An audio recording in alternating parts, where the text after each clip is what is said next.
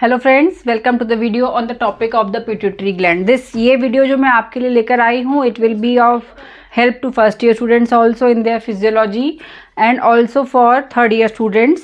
जब आप pituitary gland के बारे में पढ़ेंगे तब आपको ये थोड़ा सा रिवाइज करना होगा, तो उस समय भी आपको ये बहुत हेल्पफुल रहेगा। So let's start. Pituitary gland, इसको हाइपोफाइसिस कहा जाता है। हाइपोफाइसिस, हाइपो का मतलब होता है अंडर एंड फाइसिस का to grow. So this is important, जिसके अंडर हमारी ग्रोथ होती है, क्योंकि हमारे इस पिट्यूटरी ग्लैंड से बहुत सारे हार्मोन्स निकलते हैं, वो हम सब डिटेल पढ़ेंगे। एंटीरियर पिट्यूटरी से 6 मेजर हार्मोन्स निकलते हैं, पोस्टीरियर पिट्यूटरी से 2 मेजर हार्मोन्स निकलते हैं, और वो ओवरऑल हमारे बॉडी का सारा जो हेमोस्टेसिस है उसको मेंटेन करके रखते हैं। So this pituitary gland is very important, that's why इसको काफ़ी अच्छे से पूछा जाता है एग्ज़ाम्स में, और आपको पता भी होना चाहिए, क्योंकि इसके बगैर आप हार्मोन्स को समझ नहीं सकते हैं। तो सबसे पहले मैं बताऊंगी जो पिट्यूटरी ग्लैंड है उसको हम कहते हैं hypophysis, another name. So this pituitary gland, it is divided into an anterior pituitary and a posterior pituitary gland, anterior pituitary gland and posterior pituitary, anterior and posterior। जो anterior pituitary है उसको हम another name is adenohypophysis and posterior pituitary is neurohypophysis। तो क्योंकि आपका ये जो anterior और posterior जो हम इसको बोलते हैं, ये केवल एक आपका structural difference ही नहीं है, the difference also is from embryological origin की वजह से भी डिफरेंस है, साथ ही साथ इनका जो फंक्शन है उसकी वजह से भी डिफरेंस है, और ये किस तरीके से हाइपोथैलेमस से लिंक है उसमें भी इसका डिफरेंस है। So you have to understand anterior pituitary, posterior pituitary. Anterior pituitary is known as adenohypophysis, posterior pituitary is known as neurohypophysis. थोड़ा सा आपको अब नाम से समझ में आ गया होगा कि इनमें क्या क्या डिफरेंस है। एडिनोहाइपोफाइसिस और न्यूरोहाइपोफाइसिस के बीच में एक अवस्कुलर सेपरेशन होता है, उसको कहते हैं पार्स इंटरमीडिया। इन ह्यूमन ये पार्स इंटरमीडिया जो है, this is not very much developed, in other animals it is very much developed. So ये पार्स इंटरमीडिया के बारे में आपको ये इसलिए पता होना चाहिए क्योंकि ये दोनों को डिवाइड करता है, and this is avascular structure. Otherwise जो आपकी पिट्यूटरी ग्लैंड है, it is a very vascular structure.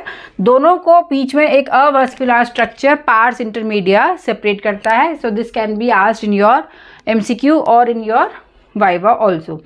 So that case ये एडिनोहाइपोफाइसिस यानी कि एंटीरियर पिट्यूटरी का डेवलपमेंट कहाँ से आता है? It is invagination from the Rathke's pouch.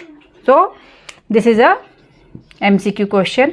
कहाँ से आता है? ये नेजोफेरिंग से आता है, दिस कम्स फ्रॉम, और इसीलिए इसमें आपका जो एपिथेलॉइड नेचर है वो पता चलता है कि क्यों एंटीरियर पिट्यूटरी का एपिथेलॉइड नेचर है। ये आपको नेजोफेरिंजियल इन्वेजिनेशन राथकेस पाउच से आता है। तो बिल्कुल हमें भी पता है, क्योंकि ये सारा आपका पैरानेजल के आसपास है, वहाँ से ये आपको एंटीरियर पिट्यूटरी इन्वेजिनेट होके वहाँ तक पहुँचता है।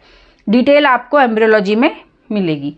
और जो आपका न्यूरोहाइपोफाइसिस है, that is posterior pituitary, it is a down growth from the hypothalamus itself. So it is इसमें बहुत सारे ग्लायल सेल्स प्रेजेंट होते हैं, दैट्स वाई, क्योंकि इसकी ओरिजिन आपकी कहाँ से है? हाइपोथैलेमस से ही आपका एक डाउन ग्रोथ होती है, and it takes the form of posterior pituitary, और आपका राथकेस पाउच से जो आपकी फेरिंजियल नेजोफेरिंजियल पार्ट से आता है, this is a anterior pituitary. So pituitary का जो 6 major peptide hormones anterior pituitary से निकलते हैं, 6 major, and most of important is all of them are peptide hormones. ये याद रखने की चीज़ है, MCQ में इसको घुमा फिरा के पूछा जा सकता है। और पोस्टीरियर पिट्यूटरी से 2 पेप्टाइड हार्मोन्स निकलते हैं। कमिंग टू नेक्स्ट पार्ट, जो एंटीरियर पिट्यूटरी होता है उसमें हमने देखा कि 6 पेप्टाइड हार्मोन सिक्रीट होते हैं, बट देयर आर दीज 6 जो आपके हार्मोन्स हैं, they are secreted from different kind of cells. तो उनके नाम है, this can be asked in your MCQ और in your short note also. तो सबसे पहले हम पढ़ेंगे सोमेटोट्रॉप्स, क्योंकि ये almost 30 to 40% of the cells of anterior pituitary होते हैं। So these somatotrophs this are acidophilic in nature and they secrete growth hormone. तो 30 to 40% फंक्शन जो है आपका, it is for secretion of growth hormone. Now corticotrophs, they are around 20% cells and they secrete ACTH. Then thyrotrophs, they all, बाकी के जो हैं ये they are all 2 to 5%. So thyrotrophs, they secrete TSH. गोनेडोट्रॉप से दो तरीके के हार्मोन निकलते हैं, FSH और LH, एंड लेक्टोट्रॉप से निकलता है prolactin. Now one by one growth hormone is, हम आगे डिटेल में इसके ऊपर पूरा एक डेडिकेटेड चैप्टर है। सो ग्रोथ हार्मोन जो है सबसे ज़्यादा सोमेटोट्रॉप्स प्रेजेंट होते हैं। This can be asked in your MCQ, almost 30 to 40%, and मतलब almost 1/3 of the anterior pituitary gland क्या है, सोमेटोट्रॉप से बना हुआ है, वो they secrete growth hormone. Now 1/5 of the pituitary gland is made up of corticotrophs and they secrete ACTH. बाकी का 2 to 5% थायरोट्रॉप, गोनेडोट्रॉप एंड लेक्टोट्रॉप्स ईच होते हैं। थायरोट्रॉप से TSH निकलता है, ये ACTH जो काम करता है ये आपका कॉर्टिसोल के लिए काम करता है। TSH जो है ये आपका थायराइड ग्लैंड पे काम करता है, वहाँ से आपके थायराइड हार्मोन से रिलीज कराता है। FSH और LH, they are secreted from gonadotroph. Single kind of cells, they secrete 2 kind of peptide hormones, FSH follicle stimulating hormone and LH luteinizing hormone। ये भी पूरा डिटेल हम अलग से पढ़ेंगे। मेल फीमेल दोनों में निकलते हैं एंड दे आर, जब ये आपके सारे पैरामीटर्स नॉर्मल होते हैं, they help in ovulation and also in sperm production. और लेक्टोट्रॉप्स जो है दे सिक्रीट प्रोलैक्टिन, और प्रोलैक्टिन जो है मेजर हार्मोन है फॉर ड्यूरिंग लैक्टेशन। आपके लेक्टोट्रॉप्स और प्रोलैक्टिन का मेन पर्पस आपका तब सॉल्व होता है। Somatotrophs they are acidophilic in nature, ये हमें, और जब कोई आपका सोमेटोट्रॉप से जब ग्रोथ स्टार्ट होती है, कोई ट्यूमर स्टार्ट होता है, तो उसको हम एसिडोफिलिक ट्यूमर भी कह सकते हैं।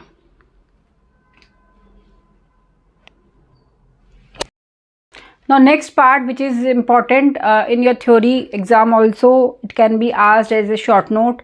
This hypothalamic hypophyseal portal blood vessels of the anterior pituitary gland, ये क्यों important है, इसको मैं आपको एक डिटेल में थोड़ा सा एक्सप्लेन करना चाहती हूँ। पोर्टल वेसल का क्या मतलब होता है, यूजुअली हमने देखा है कि आर्टरीज, आर्टेरियोल्स के बाद कैपिलरी बनती है, कैपिलरी फिर आपके जाके वेन्स में टर्मिनेट हो जाती हैं, है ना।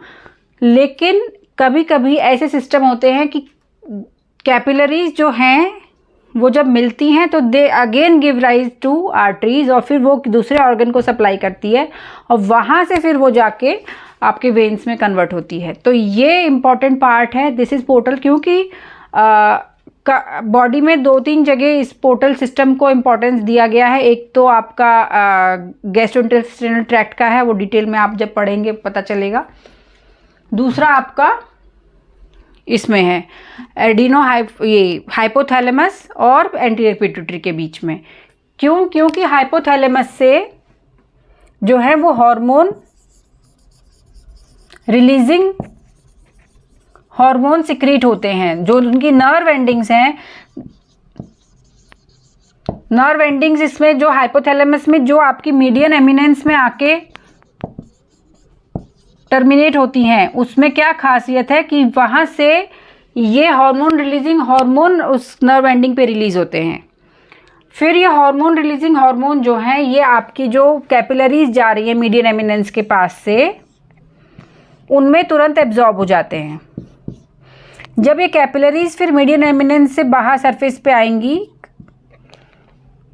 फिर वो जो आपका हाइपोफाइजियल जो पिट्यूटरी स्टॉक है उससे होते हुए ये फिर नीचे जाके आपकी एंटीरियर पिट्यूटरी को सप्लाई करेंगी, ये फिर आपकी कैपिलरीज में कन्वर्ट हो जाएंगी। और जो ये हार्मोन रिलीजिंग हार्मोन लेकर आई है मीडियन एमिनेंस हाइपोथैलेमस के, वो वहाँ एब्जॉर्ब हो जाता है और वो वहाँ पे काम करता है, वो उन सेल्स पे जाके काम करता है और उन हार्मोन्स को सिक्रीट करने में हेल्प करता है। So this is the portal system.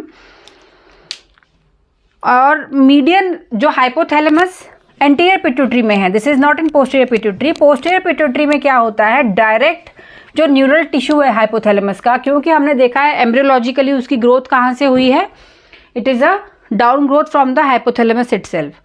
तो वहाँ से जो आपका न्यूरोनल टिश्यू आ रहा है वो आके आपका थ्रू द पिट्यूटरी स्टॉक वहाँ पे आपको आके स्टिमुलेट करता है ये ACTH वासोप्रेसिन और ऑक्सीटोसिन हार्मोन वहाँ से रिलीज होते हैं। तो ये तो डायरेक्ट कंट्रोल में है हाइपोथैलेमस के, लेकिन जो एंटीरियर पिट्यूटरी है हमारा, it is not in the direct control. तो यहाँ से जो मीडियन एमिनेंस आपका आ रहा है हाइपोथैलेमस का, वहाँ से जो ब्लड वेसल उसको एब्जॉर्ब करेंगी कैपिलरीज में, तो ये वेन में नहीं कन्वर्ट होती, ये फिर आपकी आर्टरी में कन्वर्ट होके फिर यहाँ तक आती हैं और यहाँ पे फिर ये बहुत वेस्कुलर है, यहाँ ये कैपिलरी में बन जाती है, तो यहाँ से एब्जॉर्ब करके तुरंत ला के यहाँ पे इसकी डिलीवरी ये कर देती हैं।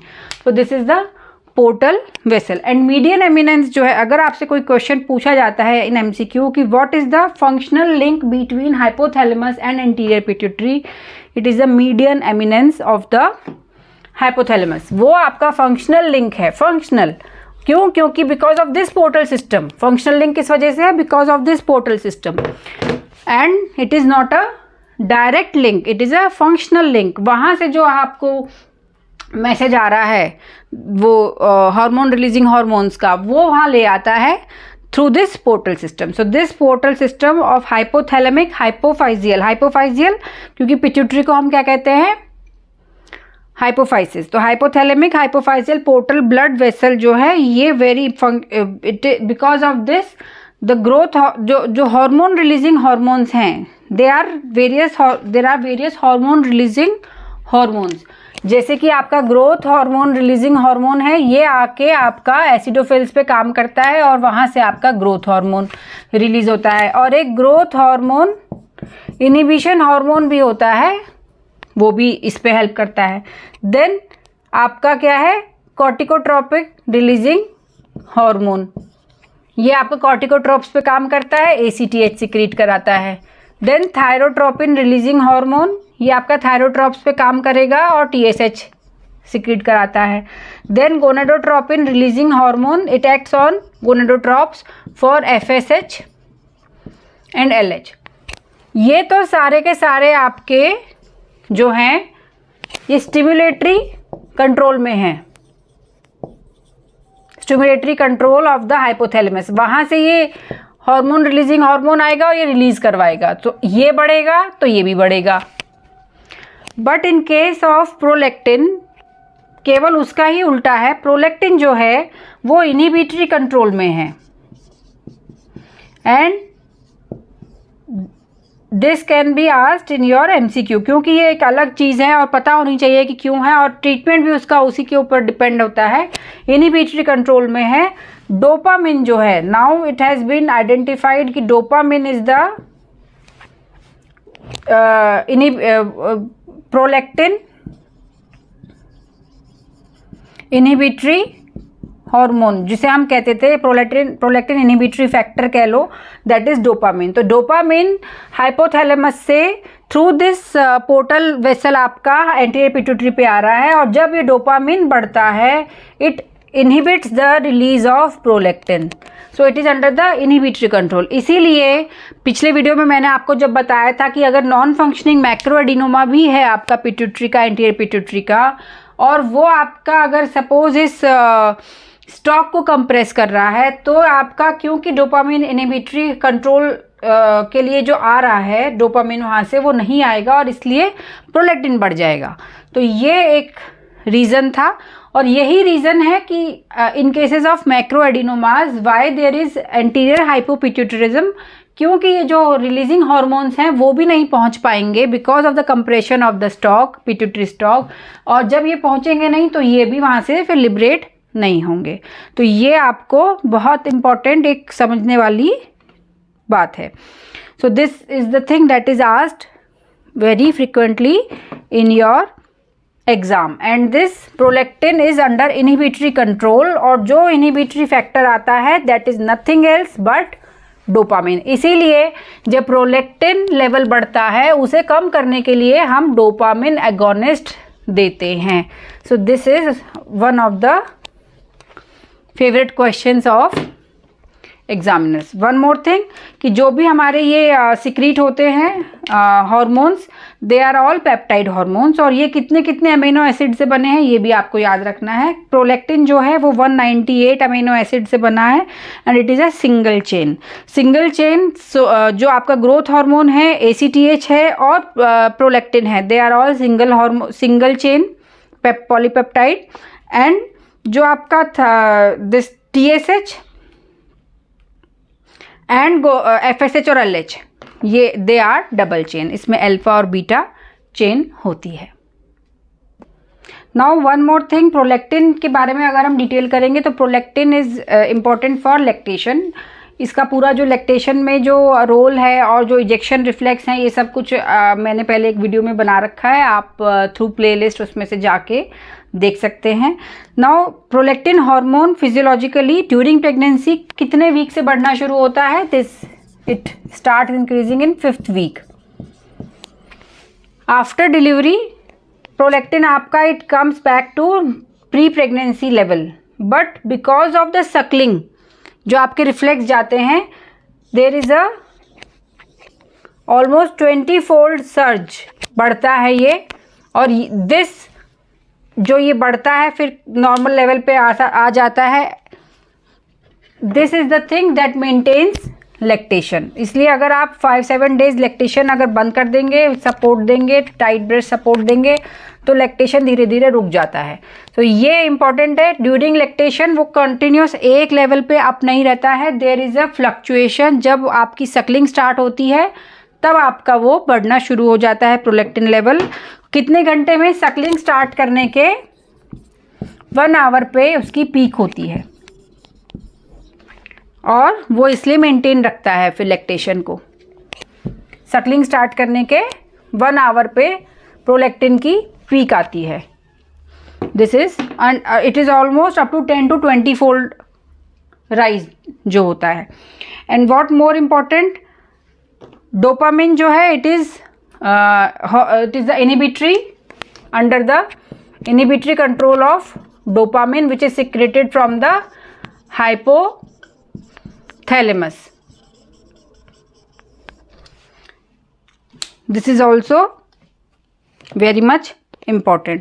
Now ये भी जानना है कि जब प्रोलैक्टिन इंक्रीज होता है, राइज होनी शुरू होती है, तब आपका मिल्क प्रोडक्शन स्टार्ट होता है। तो सकलिंग का जो शुरू का आधा मिनट से होता है करीब बेबी का, उस समय उसको मिल्क नहीं मिलता है। जब सकलिंग स्टार्ट होती है वहाँ पे आपका इंफॉर्मेशन जाती है, वहाँ से प्रोलैक्टिन रिलीज होता है, तब आपका मिल्क प्रोडक्शन स्टार्ट होता है।